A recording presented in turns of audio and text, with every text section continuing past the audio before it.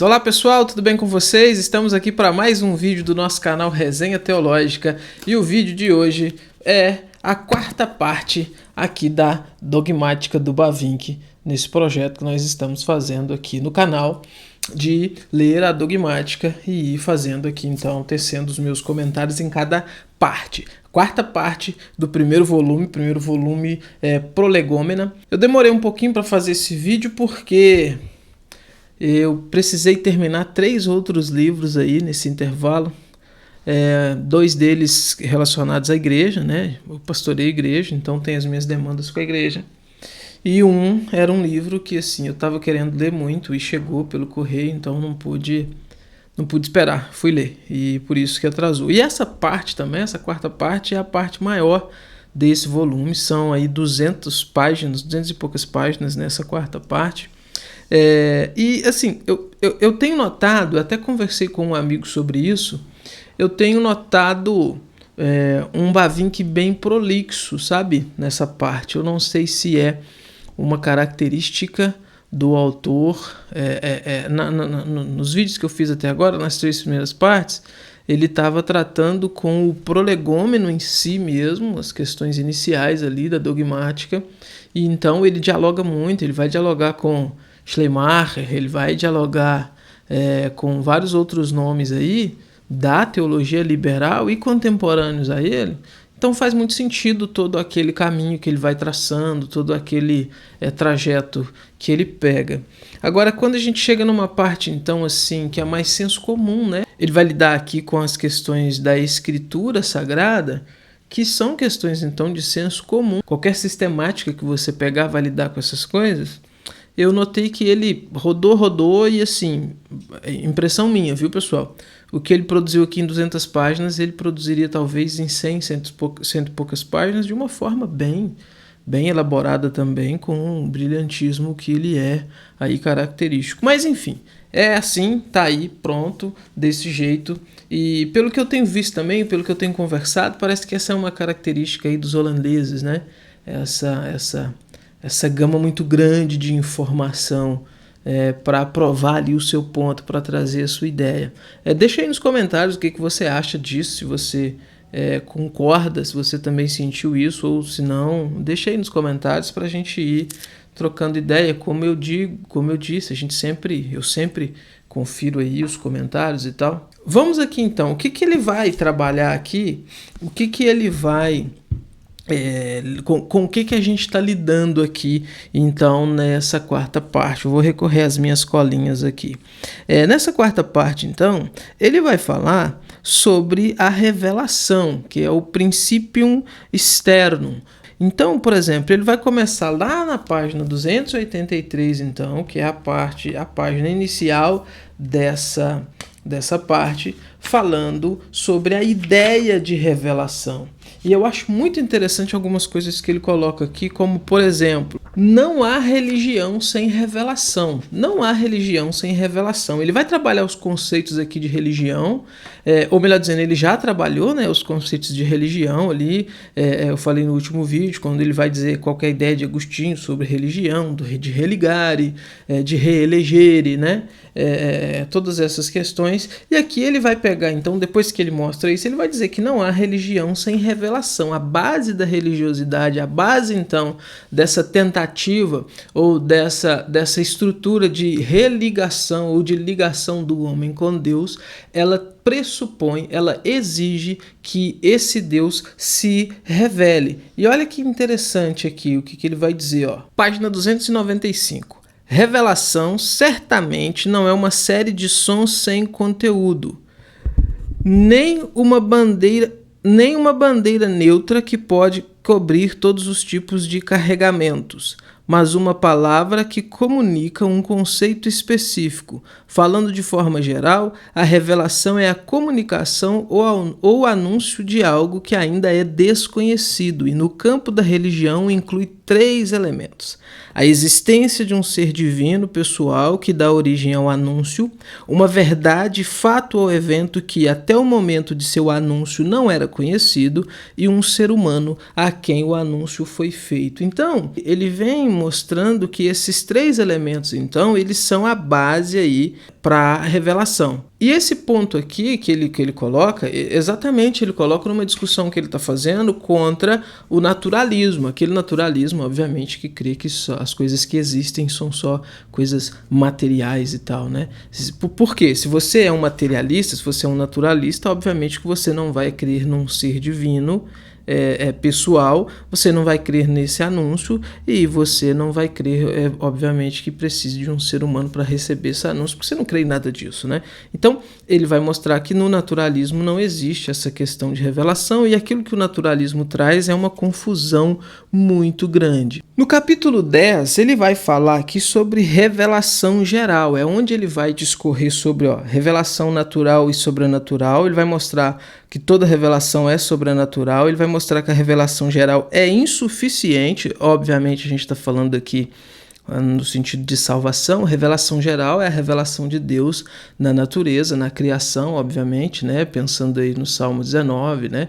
Os céus proclamam a glória de Deus e o firmamento anuncia as obras das suas mãos. Um dia discursa outro dia, uma noite é outra noite, enfim, mostrando que a criação, Romanos 1 também vai trazer essa ideia de que a criação, então, ela advoga a existência de Deus, mas ela não é suficiente no sentido salvífico. E depois que ele mostra isso, então, que a revelação geral, ela, apesar de mostrar Deus e não ser suficiente no sentido salvífico, ele vem no capítulo 11 falando sobre a revelação especial. E aí ele vai discutir sobre os modos dessa revelação, essa revelação especial na religião e tal. É interessante porque, olha uma das coisas que ele diz aqui que eu achei legal, tá aqui na introdução, vamos dizer assim, do capítulo 10.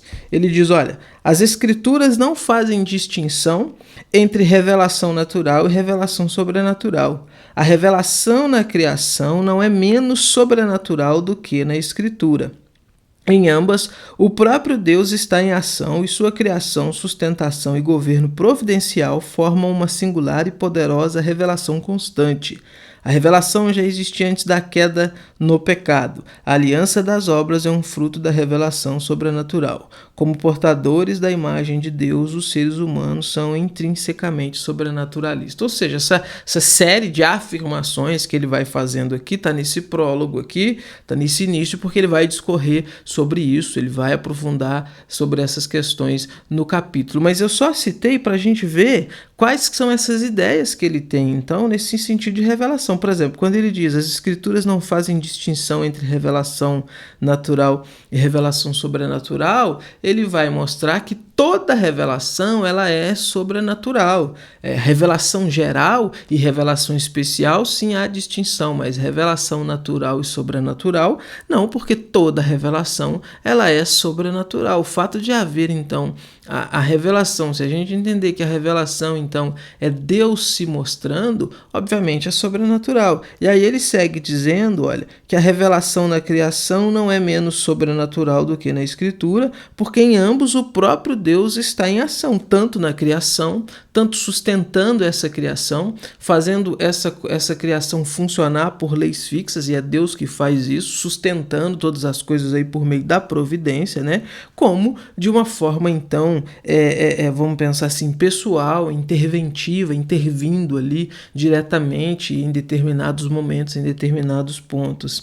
E um outro ponto interessante é quando ele vai dizer que a revelação já existia antes da queda no pecado, ou seja, a revelação ela não surge após a queda, a revelação ela já vem então antes da queda, pensando na definição que ele deu de revelação lá, né, na exigência então de um Deus sobrenatural, de uma mensagem e de um ser humano receptor dessa mensagem. Se a gente for pensar, com Adão no Éden a gente tinha exatamente isso, a gente tem um Deus sobrenatural, a gente tem uma mensagem e a gente tem um ser humano como receptor dessa mensagem.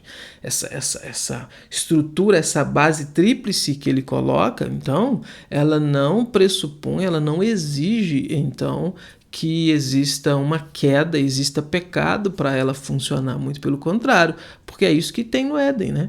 É isso que a gente tem no Éden. Quando ele vai afirmar, por exemplo, que toda revelação, então, ela é sobrenatural, aqui na página 307, ele vai dizer o seguinte, ó: a distinção entre uma revelação natural e uma sobrenatural não é derivada da ação de Deus, que se expressa tanto em uma revelação quanto em outra, mas do modo pelo qual a revelação ocorre, através ou provindo de além, desta ordem natural. Em sua origem, toda revelação é sobrenatural. Deus está sempre trabalhando. Só que citar para a gente ver pontualmente onde ele vai mostrar isso daqui. A partir da página 323, ele vai falar então sobre a revelação especial. E na 326 tem uma coisa interessante que ele vai distinguir entre os modos de revelação. E segundo Bavinck, você tem aí aproximadamente, vamos pensar assim, em 3 modos de revelação, que seriam teofania, profecia e magia. São as 3 formas pelas quais toda revelação vem aos seres humanos. E aí, nas páginas seguintes, ele vai especificar cada uma delas, ele vai mostrar cada uma delas. Por exemplo, ele vai aqui falar sobre teofania, né? Teologia, angelofania e cristofania, que são aparições físicas, vamos pensar assim, visíveis de Deus no Antigo Testamento. O Antigo Testamento é repleto dessas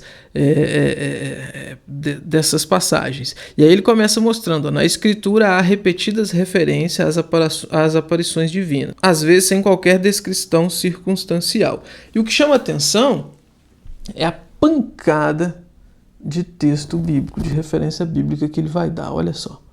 É muita referência bíblica. Eu busquei acompanhar e a maioria delas eu não li, as que eu já sei de cor, né? Mas procurei acompanhar a maioria delas e é assim, é fantástico. E ele, depois que ele mostra esses exemplos, ele diz, olha, essas aparições não pressupõem a corporalidade de Deus, mas são sinais perceptíveis pelos quais sua presença se faz conhecida. Ou seja, apesar de a Bíblia mostrar essas aparições do Senhor, a gente então não pode ter como conclusão que Deus possui corpo, né? E óbvio que ele vai trabalhar isso lá na frente, quando ele for falar da pessoa de Deus. E aí ele vai seguir então falando sobre profecia. Então, por profecia, segundo ele, queremos dizer a comunicação que Deus faz de seus pensamentos aos seres humanos. Geralmente a palavra inspiração é usada para isso e é também mais precisa porque o conceito de profecia é mais amplo que o de inspiração e inclui também o anúncio desses pensamentos a outras pessoas. E aí ele vai classificar vários modos de profecia. Segundo ele, a profecia se dá por convicção de pensamentos, por sonhos, por visão, por um êxtase, porém esse êxtase é sem ter a consciência suprimida, e por uma iluminação interior. Depois de profecia, então, ele vai falar de milagres. E por milagres é o termo, aquilo que ele se referiu usando o termo magia lá no começo, né? Muito bacana, pessoal, muito bacana mesmo. Depois, no capítulo 12, ele vai falar então sobre revelação na natureza e na Sagrada Escritura. É basicamente um desdobramento daquilo que ele já trabalhou como revelação geral, revelação especial. E no capítulo 13... é interessante porque o capítulo 13 é o capítulo onde ele fala sobre a inspiração da Escritura. E é muito legal a abordagem que ele vai dar aqui a esse conceito de inspiração. Ele vai provar então a inspiração no Antigo Testamento, vai provar a inspiração no Novo Testamento, vai provar a inspiração pelo testemunho da igreja, vai provar a inspiração aí na questão da reforma protestante, como que os protestantes viam isso, vai trazer alguns desafios aqui a essa doutrina, a essa visão, por exemplo, a reforma, a contra-reforma, Concílio de Trento, a visão católica disso, por causa aí da questão da sucessão papal, né?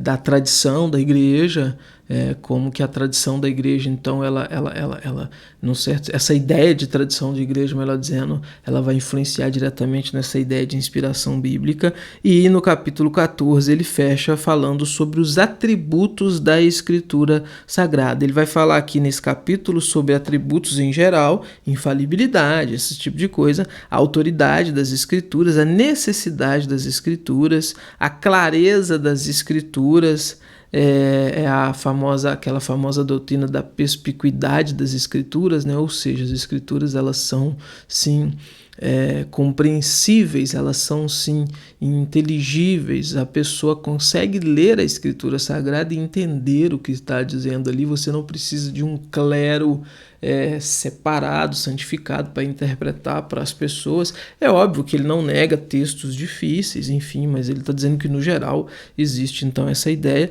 e baseado naqueles pontos também onde a Escritura interpreta a própria Escritura, onde a própria Escritura se explica, né? Textos mais claros explicam passagens mais obscuras, e depois ele fecha falando sobre a suficiência das Escrituras, que as Escrituras por si só são suficientes para dominar a igreja, são suficientes para doutrinar a igreja, para guiar a igreja, sem a necessidade de nada paralelo à Escritura. Ele não nega a tradição, ele não nega costumes denominacionais, vamos dizer assim, tradições denominacionais, mas ele entende que essas coisas têm que estar sob as Escrituras e não paralela ou sobre elas. É assim, muito bom, tá aí, Bavinck Prolegômena, esse quarto vídeo desse primeiro volume. O próximo vídeo, então, é onde a gente vai fechar esse primeiro volume. Tá falando sobre fé, bem bacana também, bem profundo, e a gente rapidinho vai estar colocando aí para você que tem acompanhado e tal. Você que não faz ideia do que a gente está fazendo aqui, caiu meio de paraquedas nesse vídeo, é uma série de vídeos comentando sobre a dogmática do Bavinck. Então volta lá no primeiro vídeo, eu vou criar uma playlist sobre isso aí no canal, fica mais fácil de vocês encontrarem. Então volta lá, assiste desde o primeiro, ainda que você não tenha, mas pelo menos para você ter uma noção da abordagem que Bavinck está fazendo aqui, para você se decidir aí comprar. E comprando, obviamente, acompanha a gente aqui, acompanha esses vídeos, comenta aí, deixa o seu like, né? Compartilha esse vídeo para quem você sabe que gosta de Bavinck, que está lendo, que já leu ou que quer ler Bavinck, né? Se não é inscrito no canal, inscreva-se no canal, né? Inscreva-se, ativa o sininho para receber as notificações, para ficar por dentro de tudo que acontece aqui. Você fazendo isso, você ajuda a gente, dando like aí no vídeo, você ajuda a gente também a continuar produzindo material aqui para vocês, tá bom? Esse é o vídeo de hoje, essa é a nossa análise então dessa quarta parte da dogmática de Hermann Bavinck, aí da editora Cultura Cristã. Tchau, até os próximos vídeos deste canal.